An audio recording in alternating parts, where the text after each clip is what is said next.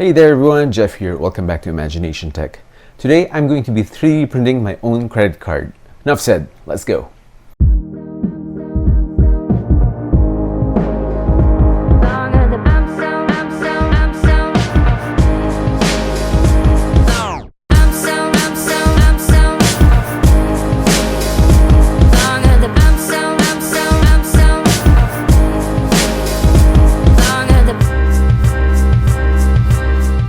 Okay, so what I really meant is that I'm going to customize my credit card with a 3D printed one. To do that, I'll still need an actual credit card from an actual bank and to take the important bits from. I got this inspiration from Hannah Fry of BBC's Secret Genius of Modern Life, where she dissolved her producer's card and to the bare essentials and showed that it was still usable and functional. So here in front of me I have a plastic container with a sheet of paper towel, and hopefully I can use that to remove the electronics without disturbing it too much. I don't have pure acetone, but hopefully this nail polish remover will do the trick. I'm not even sure if this is gonna work, so here we go. So here's my credit card. It's a real credit card, and hopefully it's still gonna be usable by the end of this video. And here's our acetone.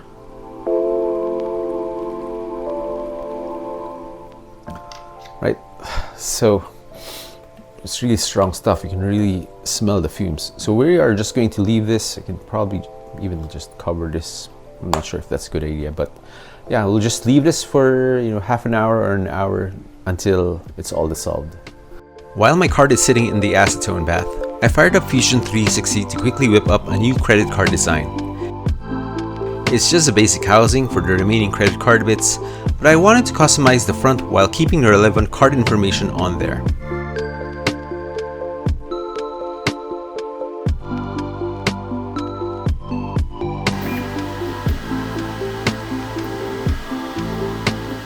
So it's been about 23 hours, and initially only the back and the front came off around 30 minutes in.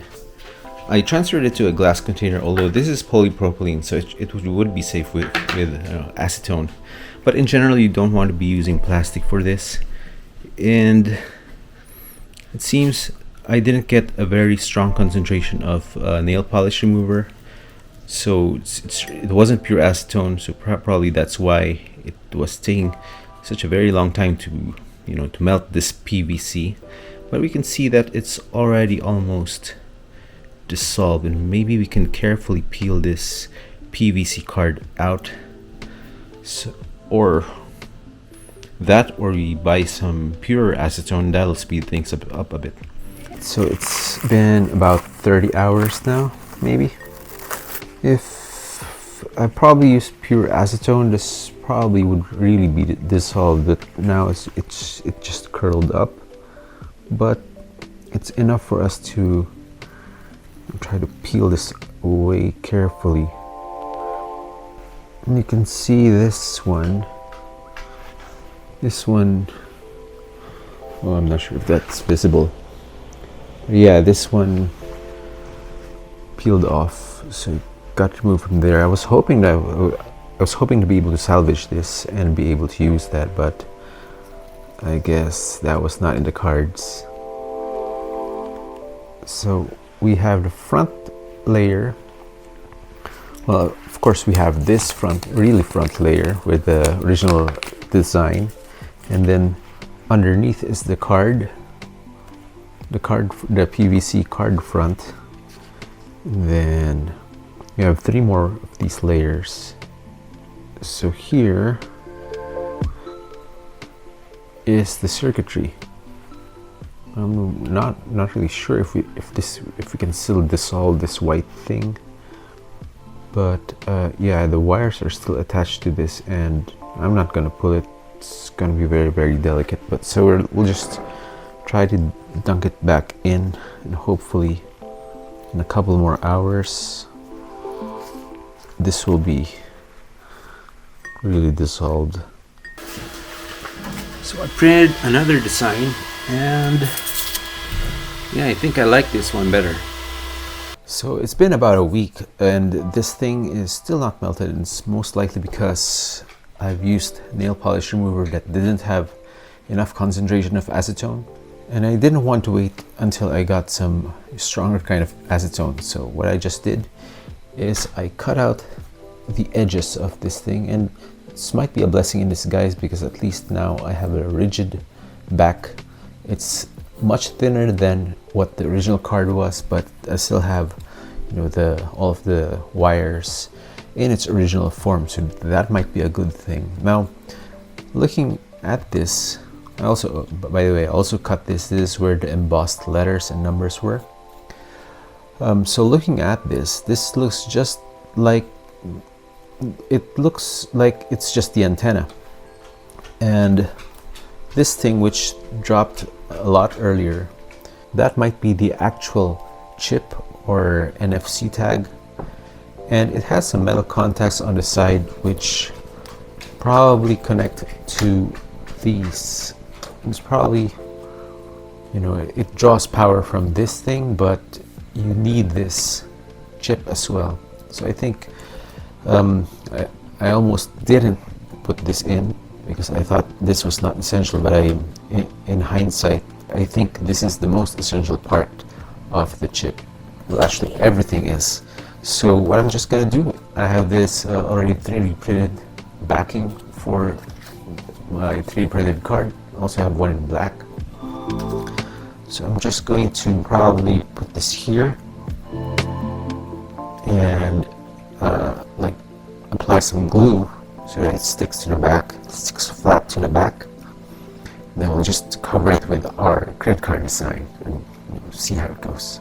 So I've finished assembling my customized credit card, and I'm very happy with how it turned out. I think it looks really cool, but the big question is, will it work? I'm not even sure if I assembled it properly. I'm not even sure if the circuitry is still working, but there's only one way to find out, and that is to take this to a store, to an actual store, and see if it works, or if they will accept it in the first place.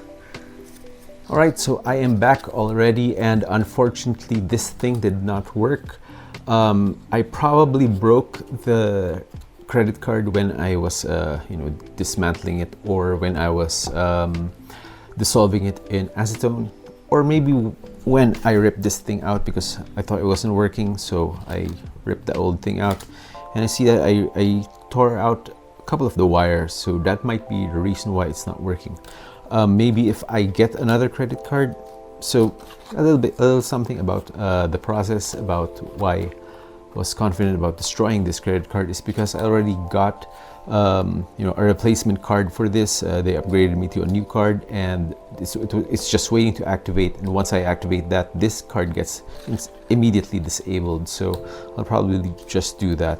But yeah, that's how you can get a new credit card, so that you have an old credit card that you can experiment with. So you can just call up your credit card company, say you need a replacement card because something wasn't working, etc., etc. Sometimes they'll send you a replacement card for free. Now in the meantime, until you receive that card and activate the new card, you can experiment with the old credit card all you want, and you can still be able to use it, right? So I'm going to probably try to do that with in the future, but for this video at least, this wasn't a success. So it was a success for me because I learned a lot of things. I destroyed my credit card, and I was able to tear it down and come up with this video and show you how you can do this. So I would like to see your designs. If you do this project, I would like to see your experience with it, and hopefully you have better luck than I have. So if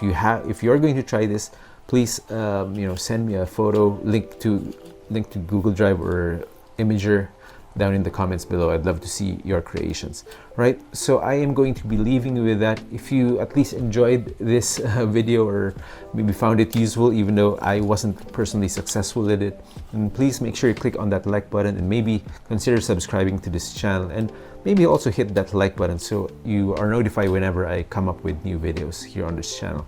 All right, I also do have a Patreon as well. If you would like to support this channel, I would be, I would really appreciate any support that you would give to this channel, be it $1, $2, or whatever. Right? So I'm going to be leaving with that. As always, keep building, keep flying, and keep experimenting.